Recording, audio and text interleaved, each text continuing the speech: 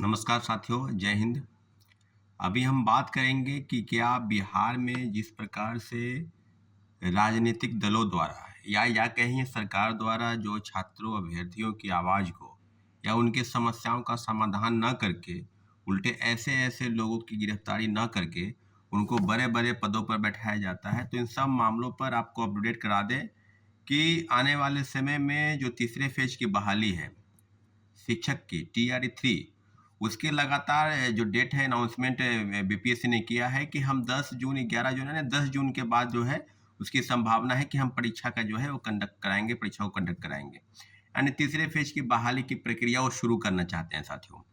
आपको याद होगा इसके पहले कि जब तीसरे फेज की बहाली में जो जांच चल रही है और लगातार गिरफ्तारी हो रही है, आपको याद है इसके पहले 270 लोगों की गिरफ्तारी हुई। तो 270 लोगों की गिरफ्तारी पर बीपीएससी चुप्पी साधी। अगर 270 लोग कौन हैं, उन पर क्या-क्या एक संज्ञान होनी चाहिए, क्या उनको अगली बार परीक्षा में बाधित हो जो जो नियम है कि 5 साल के लिए प्रतिबंध होना चाहिए, कौन-कौन लोग हैं, इनके बारे में अभी तक बीपीएससी कुछ नहीं बोल रही है।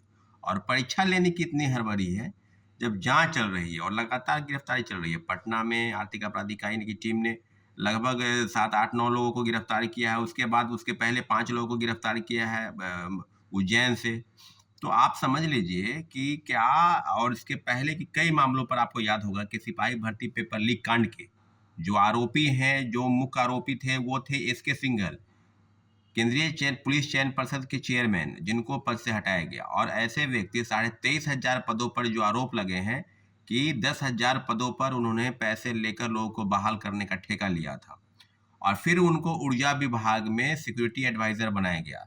तो आप समझ लीजिए ऐसे-ऐसे लोग अगर रहेंगे जिन पर जांच चल रही है, जिनको पद से हटाया गया और फिर आप किसी दूसरे विभाग में जाकर उनको पद पर बैठा रहे हैं, तो क्या आपको लगता है कि बिहार में पेपर लीक बंद हो जाएगा? आपको याद होगा 67वीं पेपर लीक कांड में रंजीत रजक जिसके खिलाफ मुख्यमंत्री जी की कार्रवाई होने वाली थी। जीतन राम मांझी जी के पास फाइल था, उसके बावजूद भी उन उसको निलंबित नहीं किया गया। कोर्ट से वो जो है एंटीसिपेटरी बेल लेकर फिर बाहर आ गया। आप समझ लीजिए कि इसके पहले कई मामलों पर अगर बात करेंगे कि बीपीएससी के पूर्व सचिव परीक्षा नियंत्रक अमरिंदर कुमार जिस पर काफी आरोप लगे थे, गंभीर गंभीर आरोप, और 7-8 वर्षों से वो बीपीएससी के सचिव से लेकर और परीक्षा नियंत्रक के कई पदों पर रहे और उसको डीएम बनाया गया लखीसराय का। फिर उसको वहां से बुलाया गया और अभी बिहार कर्मचारी चयन आयोग का वो सदस्य है, परीक्षा नियंत्रक है।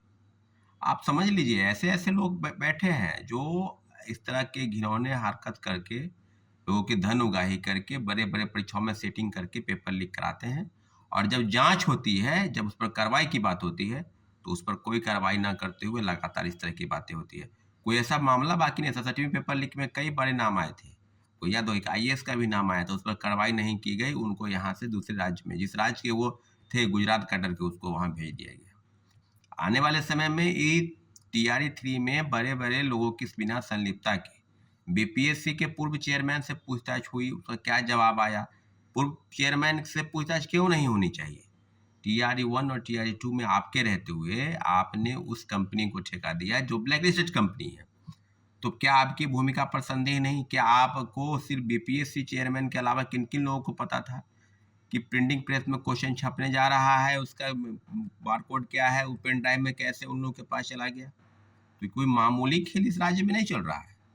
लेकिन यहाँ महागठबंधन वही लोग जो पहले विपक्ष में थे, तो फिर खुल के बोलते थे डोमिसाइल बहुत बड़ा मुद्दा डोमिसाइल का है। वो बिहार के लोगों के लिए एक सपने जैसा था। अगर नौकरी मिली, तो फिर नौकरी पर बिहारियों का हक आपको देना था आरक्षण, तो आप दे देते 5% 10% आरक्षण बीपीएससी के तहत जो बहाली हो रही है। लेकिन ये जो हुआ, ये जो खेला हुआ, उस पर आपकी गंभीरता बिल्कुल नहीं थी।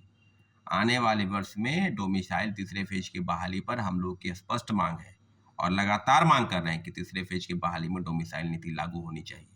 इसको हटा दिया गया और हटाने का ये नतीजा है कि आप चले जाइए राज्य के तमाम स्कूलों में, चाहे 1 to 5 से लेकर 11-12 तक, प्राथमिक से लेकर उच्चतर माध्यमिक तक, सभी जगहों पर आप दूसरे राज्य, खासकर उत्तर प्रदेश की आपको महिलाएं, पुरुष ज़्यादा संख्या में मिल जाएंगे। इसी का बेनतीजा है कि बिहार में कई ऐसे लोग हैं जो फर्जी डोमिसाइल सर्टिफिकेट बनाकर भी बहाल हो गए। गलत प्रमाण पत्र के आधार पर लगातार कार्रवाई चल रही है। के पाठक कभी अररिया से 10-15 लोग पकड़े जाते हैं, कभी मुजफ्फरपुर से लोग पकड़े जाते हैं। यहाँ तक कि नियोजित शिक्षक जो सक्षमता परीक्षा देकर डॉक्यूमेंट का वेरिफिकेशन जिनका चल रहा था, वो लोग भी पकड़े जा रहे हैं।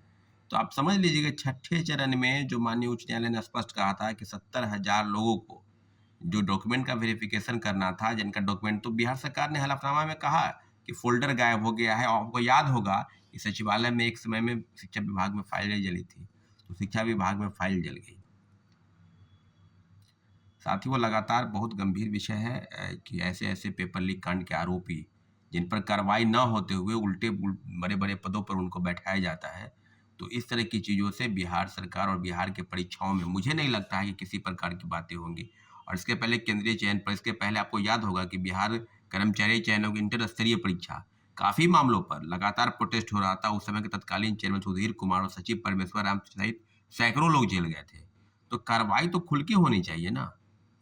अगर आप कार्रवाई करने में हिचकिचाते हैं, तो फिर पेपर लीक तो कहीं से रुकने वाला नहीं है। और पेपर लीक जब नहीं रुकेगा, तो बड़े पैमाने पर गलत लोग पैसा देकर बहाल हो जाएँगे। अभी बंगाल का उदाहरण आप देख सकते हैं कि बंगाल 2016 के जो अधिसूचना थी, जो नियुक्ति थी प्रक्रिया शिक्षकों की, उसको हटाया गया और 26,000 लोगों को शिक्षक बहाल थे, उनको हटाया गया। यहाँ तक कि हटाया ही नहीं गया, जो वेतन उठाए हैं, उनको सूद सहित यानी इंटरेस्ट सहित उसको वापस भी करना है। सीबीआई इंक्वायरी की मांग चल रही थी, परंतु माननीय उच्चतम न्यायालय ने उसको खारिज कर दिया। परंतु इतना जरूर है कि टीआरई 3 में जो भंडाफोड़ हुआ और टीआरई 1 और टीआरई 2 में जो खेल हुआ, सब कभी सप्लीमेंट्री रिजल्ट के नाम पर खाना पूर्ति हुआ। टीआरई 1 में वो भी सप्लीमेंट्री रिजल्ट 2773 लोगों का रिजल्ट दिया गया, टीआरई 2 में तो दिया भी नहीं गया। और 14,700 पदों पर माननीय उच्च न्यायालय में याचिका भी दायर कर दी गई है। टीआरयू 1 में भी सैकड़ों दर्जनों याचिका दायर कर दी गई है, कई मामलों की सुनवाई हो रही है। नियुक्ति थी प्रक्रिया शिक्षकों की, उसको हटाया गया और 26,000 लोगों को शिक्षक बहाल थे, उनको हटाया गया।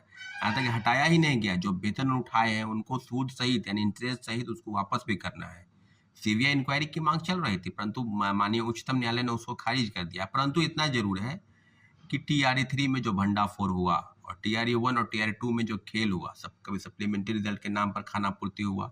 टीआरई 1 में वो भी सप्लीमेंट्री रिजल्ट 2773 लोगों का रिजल्ट दिया गया, टीआरई 2 में तो दिया भी नहीं गया। और 14,700 पदों पर माननीय उच्च न्यायालय में याचिका भी दायर कर दी गई है। टीआरई 1 में भी सैकड़ों दर्जनों याचिका दायर कर दी गई है, कई मामलों की सुनवाई हो रही है। कई मामलों की 3 बार सुनवाई हुई है, किसी मामलों की 2 बार सुनवाई हुई है, उर्दू के मामलों की सुनवाई हुई है, कंप्यूटर साइंस के मामलों की सुनवाई हो रही है। तो साथियों, काफ़ी गंभीर विषय पर अभी बिल्कुल आगे बढ़ना है। और जितने भी लोग हैं, बात सुन लीजिए, तीसरे फेज की बहाली पर हम लोग जब तक ये चीज़ें पूरी तरीके से जांच प्रक्रिया आगे नहीं बढ़ती, किसी भी प्रकार से परीक्षा लेने का कोई औचित्य नहीं है। ठीक है साथियों, धन्यवाद, जय हिंद।